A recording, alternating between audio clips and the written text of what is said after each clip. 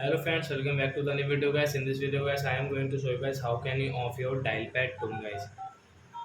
Guys, this dial pad tone guys you want to off in your Technophone, so guys you can off it. And guys, now let's see how to off dial pad tone in our Technophone guys. In this video guys, I am going to show you friends how can you off your dial pad tone guys. You don't like guys your dial pad tone, so you can off it. And guys, now let's see how to off dial pad tone in our Technophone.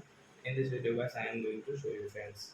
So guys, now let's see how to off dial pad tone. So friends, first of all open your phone setting to off your dial pad tone, and guys click on the sound and vibration setting guys, and scroll. So first guys you can see the guys this your dial pad tone, this blue icon. So I tap here your blue icon, then guys you can see guys your dial pad tone will not work in your Tecno phone. So friends, you can see guys your dial pad tone will not work in your Tecno phone. So I hope friends you have understood how to have dial pad tone in our Tecno phone. So that's it guys, thanks for watching. So guys, now we will meet on guys next video guys with new topic guys. Before going guys, please go and like my video, subscribe my channel. Bye bye friends.